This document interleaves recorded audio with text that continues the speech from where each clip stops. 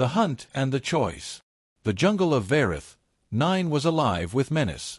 Every rustle in the towering fern-like trees hinted at fangs, claws, and things that regarded humans as nothing more than soft prey wandering too far from home. Captain Alyssa Kane had been warned. Her mission was simple: locate a crashed satellite beacon, recover its core data, and return to orbit. But nothing on this planet was ever simple. The dense mist curled around her boots as she crouched, scanning the undergrowth with her wrist display. The world pulsed with danger, sharp calls from unseen predators, the thick metallic scent of soil after rain, tracks too large to be anything but Kroth. The Kroth. Apex hunters of the system. 2 meters of muscle, claw, and ruthless instinct. Humans and Kroth had only one kind of relationship: hunter and hunted. And humans never played the first role. Alyssa moved silently, keeping her team close. "Stay tight, no noise," she whispered over comms. The others, Harlow, Singh, and Medic Etta, nodded grimly, weapons ready. They were trespassers here, and trespassers didn't last long. Then she heard it, a high-pitched, desperate cry cutting through the heavy jungle air. Not the low growl of a predator. A wail. A child. Alyssa froze, tilting her head to listen. It came again, sharp, pained, and terrified. Without thinking, she followed it, ignoring Singh's low curse behind her. The sound drew her to a small clearing where a shallow ravine had opened from recent storms. And there, wedged between jagged rocks at the bottom, a Kroth cub thrashed weakly, one leg pinned under a slab of stone. Muddy water pooled around it, rising fast. The cub's scales glistened dark green under filtered sunlight. Its yellow eyes, wide with pain, locked on Alyssa. It hissed feebly, but it wasn't a threat, it was pleading. "Captain," Harlow hissed, panic in his voice. "We leave it. Its pack is close. If the parent finds us here..." Alyssa's breath came fast. Every survival instinct screamed run. A Kroth adult would gut them without hesitation. They had no treaty, no truce. But something stronger than fear tightened in her chest. That cub was going to drown. Its claws scratched helplessly against the rock, tiny and frail for a species born a hunter. No one else would help it. She tossed her rifle to Harlow. "Cover me." "Are you insane?" Singh barked. "Probably," Alyssa muttered, sliding down the muddy bank. The cub shrieked at her approach, but it couldn't move, couldn't fight. Alyssa knelt beside it, trying to shift the slab crushing its leg. It was heavier than it looked, slick with rainwater. Her boots slid in the mud as she strained against it, every muscle screaming in protest. Behind her, Etta called out, "Cap, we've got movement. Something big, heading this way." Of course there was. The parent. Alyssa ignored the dread clawing up her spine. "Almost there," she whispered to the cub, though it couldn't understand her words. She gripped the stone again, shoving with all her weight until it shifted with a wet crack. The cub screeched in pain, but its leg came free, twisted but intact. She scooped it up carefully, holding it against her chest, trying to calm its frantic heartbeat. That's when the roar came. A sound so primal it froze the blood in her veins. Trees shook as a hulking silhouette tore through the mist. 2 meters of scaled fury, claws gleaming, eyes burning with feral light. The Kroth adult bared teeth longer than Alyssa's fingers, every line of its body screaming lethal intent. Her team screamed in her comms, "Run! Get out!" But Alyssa stood her ground, cub in her arms, heart hammering. She knew running wouldn't matter. She also knew something else. She hadn't come here to leave a child to die, no matter its species. If this was where it ended for her, she wasn't backing down. The predator roared again, closing in, its killing strike poised. Alyssa set her feet in the mud, raised her hands slowly in a placating gesture, and whispered to herself, "Not today. Not for this one." And in that charged heartbeat before death struck, the galaxy's deadliest hunter hesitated. Honor that bends. Alyssa woke to the smell of smoke and something herbal and sharp. Her eyelids felt like lead, her shoulder throbbed in steady, burning pulses. She blinked against dim light filtering through a cavern wall, jagged and glistening with moisture. The last thing she remembered was the predator's massive arms carrying her as though she weighed nothing. Now she was laid on a bed of woven leaves, her uniform torn but crudely bandaged with fibrous strips that smelled medicinal. Then she saw it, the towering figure crouched a few feet away, silent and still as a mountain. The Kroth warrior. The same monster that had charged to kill her only hours ago. Now it sat with its cub nestled against its chest, the little one churring softly in its sleep. The warrior's golden eyes tracked Alyssa, unblinking, watchful. Her instincts screamed to move slowly, to show no threat. She swallowed hard, whispering hoarsely, "You didn't kill me." The alien tilted its head. It didn't answer, but there was no malice in its stare, only something far stranger. Alyssa pointed to herself weakly. "Human," she said, tapping her chest. Then, gesturing to the cub, "Kid, safe." The warrior rumbled low in its throat, a sound that vibrated in her bones. Then it tapped its own chest with a clawed hand. "Vrask," it said, voice guttural and rough. One claw extended toward the cub, who blinked sleepily at Alyssa. "Zyrr. Names. That was something." Alyssa shifted slowly, trying not to aggravate her injured shoulder. "Vrask, thank you." She didn't know if it understood the words, but the sentiment hung in the air. Vrask's gaze flickered, unreadable, before turning down to check the cub's bandage. Minutes stretched in silence, broken only by Zyrr's small chirps. It wasn't exactly peaceful, there was too much tension, too much unknown, but it wasn't hostile either. Alyssa studied Vrask, really looked at it. The creature was terrifying, armor-like scales, claws meant for tearing flesh, rows of sharp teeth. But there was something unmistakably familiar in the way it guarded its child, in the way it glanced at her injury with what almost felt like concern. She touched her bandaged arm. "You did this?" she asked softly. Vrask's nostrils flared. It didn't speak, but its gaze shifted between her wound and the poultice on its claw, as if answering yes. Something cracked in the air between them, a thread of understanding tying two beings who shouldn't have had any reason to trust each other. Vrask rumbled suddenly, a deeper, more resonant sound. Then, to her astonishment, it shifted posture.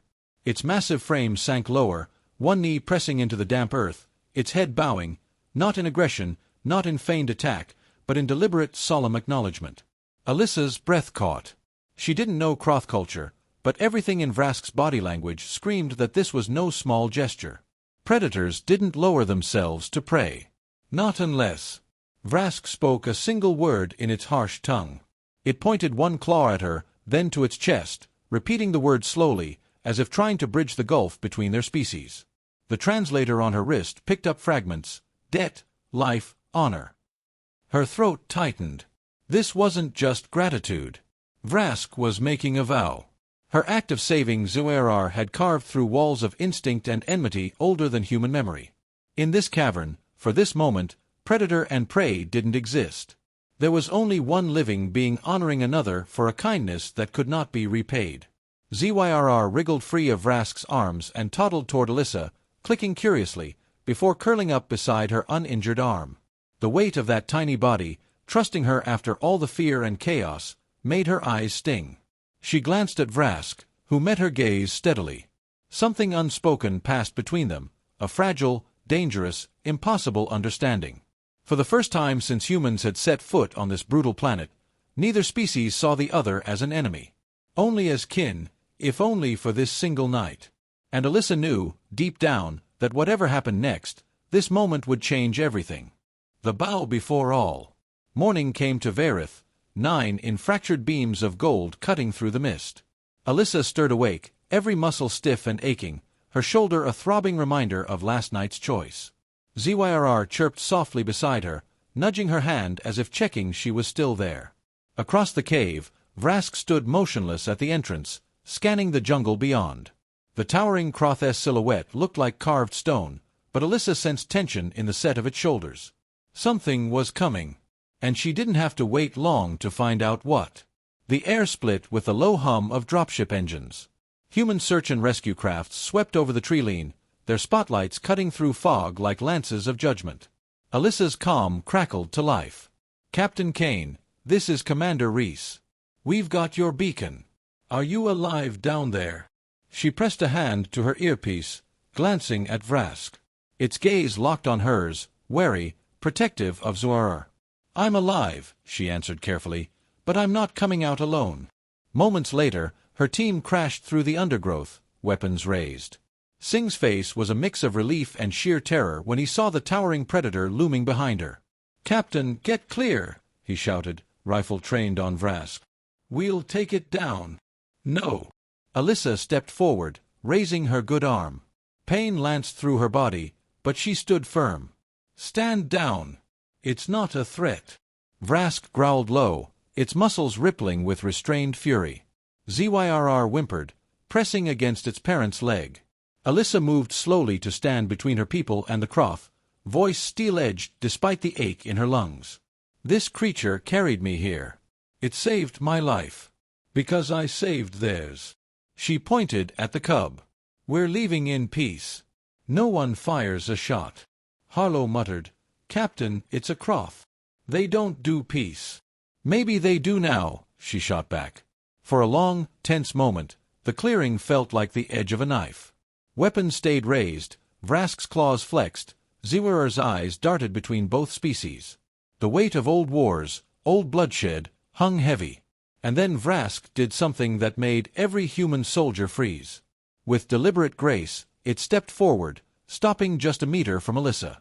It looked down at her, at Zyrr, then at the humans who held their weapons trembling in disbelief. Slowly, Vrask lowered itself onto one knee. The forest went silent. Predators didn't kneel. Not to prey. Not to anything. Yet here, in front of a half-circle of stunned human soldiers, the deadliest hunter on Varith, 9 pressed one clawed fist to the earth and bowed its massive head. The meaning needed no translation. Alyssa's breath caught.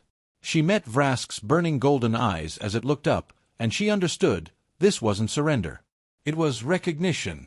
A vow of life for life, honor for honor. A bond that neither species' wars could erase. Even Sing, jaw tight, lowered his rifle first. The others followed, slowly, as if breaking some ancient curse. Vrask rose, scooped Zyrr into its arms, and gave Alyssa one final look that felt like a promise. In its guttural tongue, it spoke a word that the translator only half understood, kin. And then it vanished into the mist with its cub, moving like a ghost among the trees. Alyssa stood there, trembling, every instinct telling her she had just witnessed something impossible.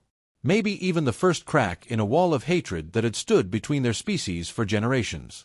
Commander Reese's voice broke the silence over comms.